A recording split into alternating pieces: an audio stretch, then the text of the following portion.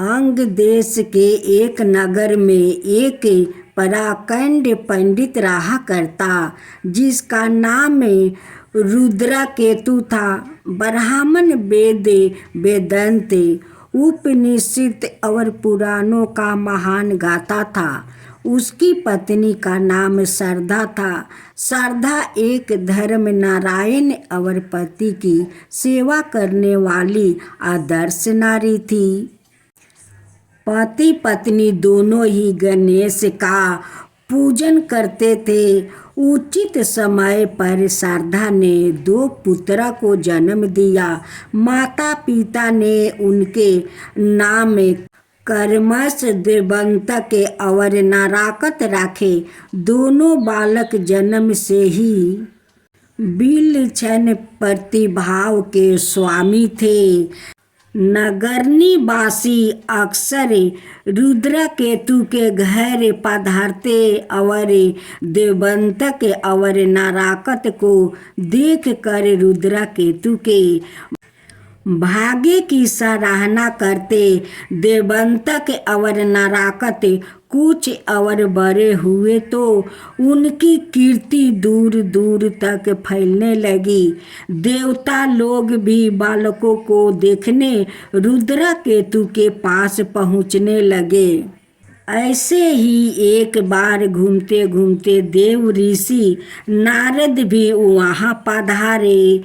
रुद्रकेतु ने उनका यथोचित सम्मान करते हुए कहा, मेरे आहो भाग्य है कि देव ऋषि नारद मेरे घर पधारे हैं। देव ऋषि नारद बोले, पंडित वर, तुम्हारा दोनों पुत्र की चर्चाएं इंद्रलोक तक में हो रही है। मैं तुम्हारे दोनों पुत्रों को देखने आया हूँ। रुद्रकेतु ने दोनों बालकों को बुलाया। दोनों बालकों ने झुक कर नारद जी के चरण छुआ। नारद ने उन्हें आशीर्वाद देकर उनकी जन्म कुंडली देखी और रुद्रकेतु से कहा, आप भाग्यशाली हैं पंडित जी। आपके पुत्र की कुंडली कहती है कि भविष्य में यह दोनों महापरायण कर्मी बनेंगे, संपूर्ण विश्व भर विजय पाएंगे और आपके नाम की कीर्ति चारों ओर फैला देंगे। किंतु क्या महर्षि कुछ अनिष्ट की भी आशंका है? क्या आशंका तो है, किंतु उसका नारायण किया जा सकता है। वो किस तरह है देव ऋषि? अगर यह दोनों अपनी तपस्या से भगवान शंकर को प्रसन्न कर ले तो इनके सभी अनुष्टकारी योग समाप्त हो सकते हैं और इनका भविष्य अति उजाला हो जाएगा। नारद जी की बात सुनकर दोनों भाई बोले, हम आपके कहने के अनुसार भगवान शंकर की आराधना करेंगे। आप हमें आराधना की विधि समझा दीजिए। देव ऋषि नारद जी बोले, तुम दोनों जंगल में जाकर ओम नमः शिवाय का मंत्र का जाप करो और यह जप तब तक करते रहो जब तक भगवान शंकर प्रकट होकर तुम्हें आशीर्वाद नहीं दे देते।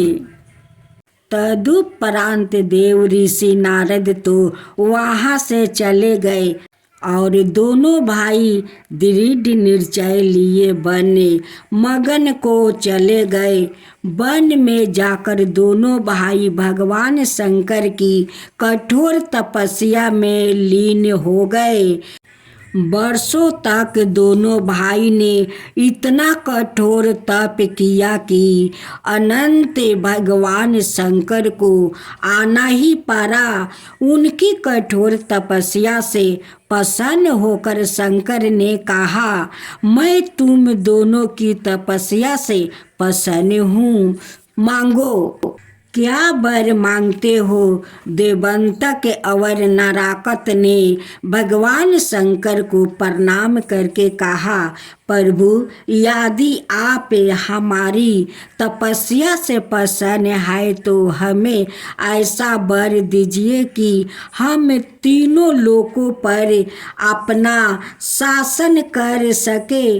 देव, असुर, यक्ष, राक्षस से पिशाच, गंधर्व, किसी के भी द्वार हमारी मृत्यु ना हो, हमें अजय हो। भगवान शंकर ने एम मस्तु कहा और अंतर ध्यान हो गए। शंकर से वर पाकर दोनों भाई अजय हो गया। साथ ही हंकारी भी उन्होंने संपूर्ण विश्व पर अपना कब्जा कर लिया। नारातक पृथ्वी को रौदाने निकाल पड़ा और देवंतक ने इंद्र की राजधानी अमरावती की और रुख किया। मार्ग में देवंतक ने अनेक असुर राजाओं को अपने पक्ष में कर लिया और उनकी सहायता से अनेक प्रदेशों को विजित करता हुआ इंद्रपुरी जा धमका। वहां पहुंचकर उसने इंद्र को युद्ध के लिए ललकारा और कहा, सूर्यराज, तुरंत यहाँ नगर छोड़कर अपने साथियों के साथ भाग जाओ, अनाथ तुम्हारी खैर नहीं। इंद्रपुरी का यह सिंहासन मेरे जैसे वीर के लिए है, ना कि तुम जैसे भोग परस्त व्याकित के लिए है। इंद्र बोला, अपने असुर साथियों की मदद से तुमने कुछ राज्यों पर कब्जा कर लिया है, इसलिए तुम हंकारी हो गया हो। लेकिन यहाँ तुम्हारा मुकाबला देवराज इंद्र और शक्तिशाली देवताओं से है। प्राणों की रक्षा चाहते हो तो तुरंत अमरावती छोड़कर लौट जाओ। देवंतक बोला, बहुत घमंडी हो गए हो देव इंद्र, मैं यहाँ अमरावती पर अधिकार करने आया हूँ, तुम्हारे पर वचन सुनने नहीं। या तो तुम मुझसे युद्ध करो या फिर स्वर्ग छोड़कर कहीं अनंतरा चले जाओ। देवंतक की बात सुनकर इंद्र को क्रोध आ गया। उसने बरज चला दिया, किंतु देवंतक के जिस्म से टकराते ही बरज खंड खंड हो गया। फिर तो घनघोर युद्ध छिड़ गया। देव सेना और असुरों की सेना एक दूसरे से भिड़ गई। चारों ओर प्रलय का दृष्टि उपस्थित हो गया। इंद्र देवंतक का मुकाबला ना कर सका और अपनी जान बचाकर सुमेरु पर्वत की गुफा में जा छुपा। इंद्र के भागते ही देव सेना के पैर उखड़ गए और वो मैदान छोड़कर भाग निकला। देवंतक ने इंद्रपुरी की सिंहासन पर कब्जा कर लिया और सेना देवताओं और ऋषि मुनियों का विनाश करने लगे। सर्वत्र हाहाकार मच गया। दूसरी ओर नारातक ने अपना विजय अभियान जारी रखा। ओ और उसके सहायक असुर संपूर्ण भूमंडल को रोदाते हुए आगे बढ़ गए। कुछ ही दिनों में उसने संपूर्ण पृथ्वी को जीत लिया। अब उसकी दृष्टि पाताल लोक पर पारा। उसने अपनी असुरों सेना को आदेश दिया, संपूर्ण भूमंडल पर हमारा अधिकार हो चुका है। देवता अमरावती छोड़कर सुमेरु पर्वत की केंद्राओं में जा छुपे हैं। अब तुम पाताल की ओर रुख करो। हमें पाताल लोक के नागों के राजा शेषनाग को पराजित कर नागलोक पर भी अधिकार करना है। आपकी आज्ञा का आवश्यक पालन होगा। हमारी सेनाएं आज ही पाताल की और कुचर कर देगी। यह कहकर असुर सेना के सेनापति ने दल बदल के साथ पाताल लोक पर चढ़ाई कर दिया। आत्म रक्षा में नागों ने घन घोर संघर्ष किया, किंतु अजय असुर सेनाओं के सम्मुख उनकी एक ना चली। नागराज शेषनाग को बंदी बना लिया गया और उस नराकत के सम्मुख पेश किया गया। नरातक बोला, तुम पराजित हुए नागराज। अब यदि तुम हमें वार्षिक कर देना स्वीकार कर लो तो तुम्हारी जान बच सकती है। नागराज बोले, मुझे आपकी शर्त मंजूर है। नरातक और देवंतक ने संपूर्ण भूतल पर आतंक व्याप्त कर दिया। देव मंदिर तोड़ डाले गए। ऋषि मुनियों की जगह अस्थिलिया भंग कर दी गई। संपूर्ण राज्य में घोषणा करवा दी गई कि जो कोई भी वैदिक विधि विधान से यज्ञ आदि करता है दिखाई देगा, उसका सिर कटवा दिया जाएगा। आज्ञा मिलने की देर थी कि असुर सेना देव स्थलों पर टूट पड़ी। ऋषि मुनि अपनी जान बचाकर कंदराओं में जा छुपे। अपने पुत्रा की दृश्य सुनकर आदित्य बहुत दुखी हुई। वो महर्षि कश्यप की पत्नी थी और इंद्रा आदि देवता उसी की संतानें थे। उसने अपने पति से कहा, स्वामी, मेरे पुत्रा बहुत दुख उठा रहे हैं।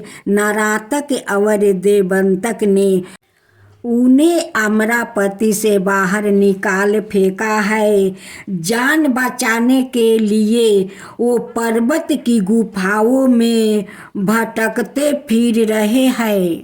महर्षि कश्यप बोले, तो देवी मुझसे क्या चाहती हो? आदित्य बोली, वो सब आपके भी पुत्रा है स्वामी। कोई ऐसी विधि बताइए जिससे उनका खोए हुए राज पुनः प्राप्त हो सके। महर्षि कश्यप बोले, देवी तुम गणपति गणेश का अनुष्ठान करो। यदि वो प्रसन्न हो गए तो देवताओं का खोए वैभव पुनः प्राप्त हो सकता है। इस समय पृथ्वी पर सिर्फ विघ्न विनायक गणेश ही इतने समर्थवान है जो देवंतक और नरातक का संहार करने में समर्थ है। आदिति बोली, स्वामी मुझे अनुष्ठान करने की विधि समझा दीजिए। मुझे आशा है मैं गणेश जी को प्रसन्न करने में समर्थ हो जाऊंगी। महर्षि कश्यप ने आदिति को गणेश अनुष्ठान की विधि समझाई। अगले ही दिन से आदिति ने गणेश अनुष्ठान आरंभ कर दिया। उसकी कठोर साधना से गणेश अपने विकराल रूप में प्रकट हुए। उनका विकराल रूप देखकर आदिति कुछ क्षण डर के कारण अचेत हो गई। यह देखकर गणेश मुस्कुराकर बोले, देवी मैं तुम्हारे कठोर तप से प्रसन्न हूँ, मांगो क्या वर मांगती हो। आदिति बोली, प्रभु आप मुझ पर प्रसन्न है तो मुझे वर दीजिए कि आप सवाए मेरी कोख से जन्म लेकर देवों का कष्ट दूर करेंगे, दुष्टों का नाश करेंगे और साजन व्याकुतों को भयरहित करेंगे। तुम्हारी इच्छा जरूर पूरी होगी देवी। मैं वचन देता हूँ कि समय आने पर तुम्हारे गर्भ से जन्म लूँगा और इस पृथ्वी को दुष्टों को अत्याचारों से मुक्त कराऊँगा। यह कहकर गणेश अंतर्ध्यान हो गए। कुछ समय पश्चात आदिति के गर्भ से एक बालक ने जन्म लिया। माता पिता समझ गए कि विनायक ने अपना वचन पूरा किया है, अतः उनकी प्रसन्नता का परवाह न रहा। उन्होंने बालक का नाम महोत्कट रखा। उधर देवंतक और नराकत के गुप्तचरों ने उन्हें सूचना दी, महाराज की जय हो। महाराज कश्यप ऋषि की पत्नी ने जो यज्ञ किया था उसके फल स्वरूप उसे एक बालक पैदा हुआ है। देवंतक बोला, एक ऋषि पुत्र से हमें क्या खतरा हो सकता है। नराकत बोला, बिल्कुल, जब हमने इंद्र जैसे राजा को पराजित करके इंद्रपुरी की गादी पर कब्जा कर लिया है तो एक मामूली से ऋषि पुत्र से क्या डरना। लेकिन तभी उनके प्रधानमंत्री ने उन्हें सचेत किया, आप भूल रहे हैं महाराज।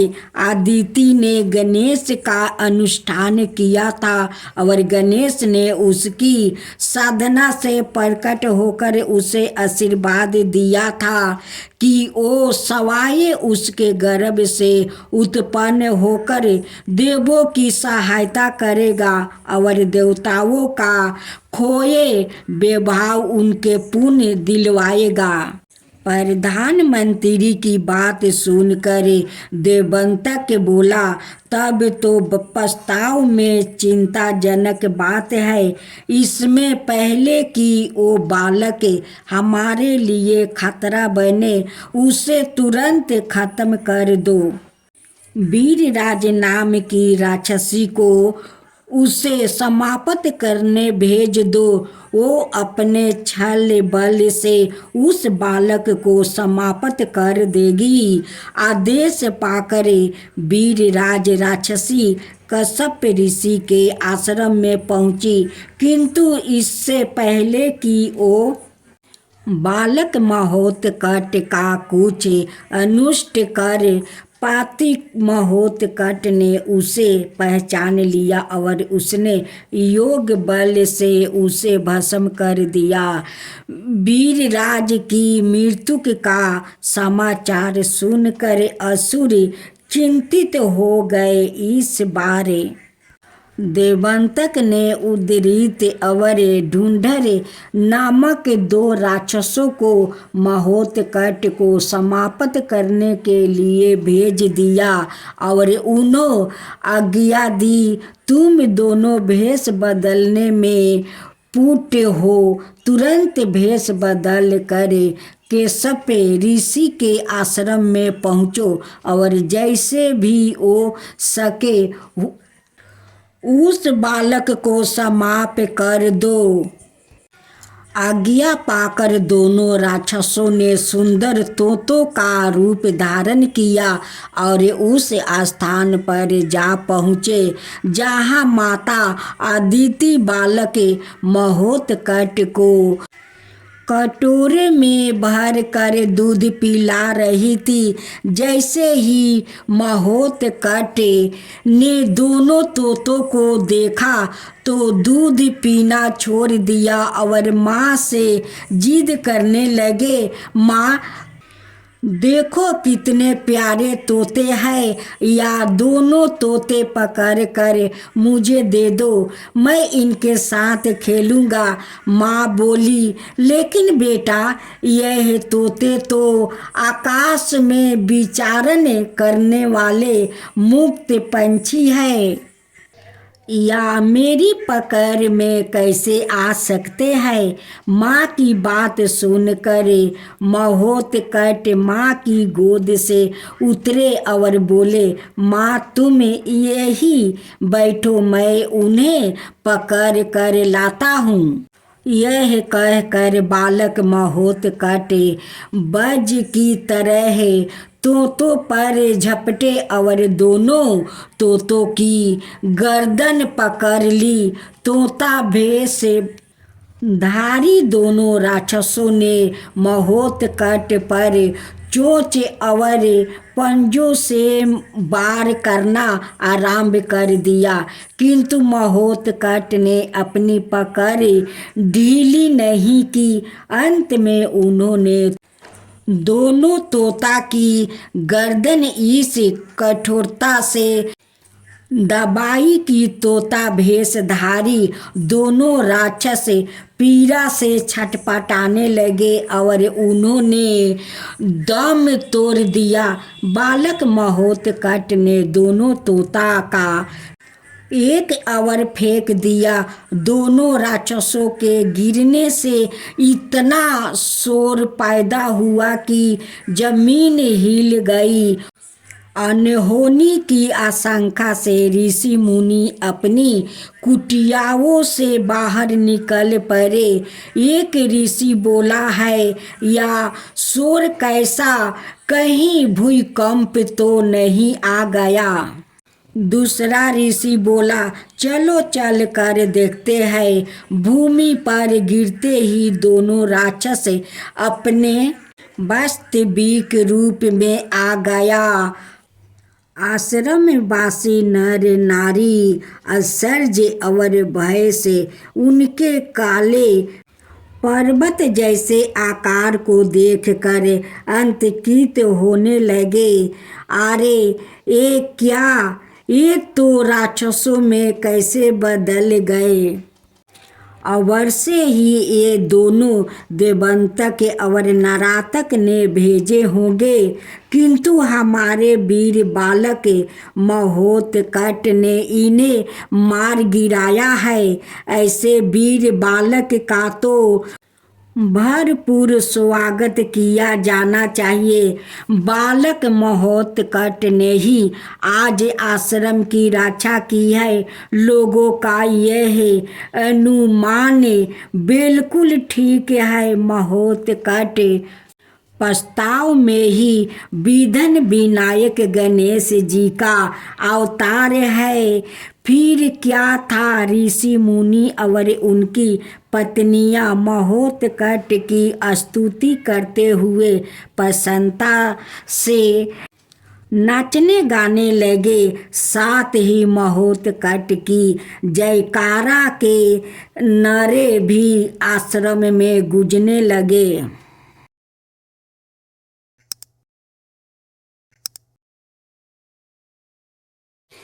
जय गणेश जय गणेश जय गणेश देवा, माता जानकी पार्वती पिता महादेवा। जय गणेश जय गणेश जय गणेश देवा, एक दांत दयावंत चार भुजी धारी, मस्तक सिंदूर सोहे मूस की सवारी। जय गणेश जय गणेश जय गणेश देवा, माता जानकी पार्वती पिता महादेवा। अंधन को आँख देते, कोढ़ियन को काया, बाजिन को पुत्र देते, निर्धन को माया। जय गणेश जय गणेश जय गणेश देवा, माता जानकी पार्वती पिता महादेवा। हार चढ़े फूल चढ़े और चढ़े मेवा, लड्डुअन का भोग लगे संत करे सेवा। जय गणेश जय गणेश जय गणेश देवा, दीनन की लाज रखो सुबह सुतिवारी, कमना का पूरा करो जग बलिहारी। जय गणेश जय गणेश जय गणेश देवा, सूर्य सायं शरण आए सफल की जो सेवा। जय गणेश जय गणेश जय गणेश देवा, माता जानकी पार्वती पिता महादेवा। जय गणेश जय गणेश जय गणेश देवा, माता जानकी पार्वती पिता महादेवा।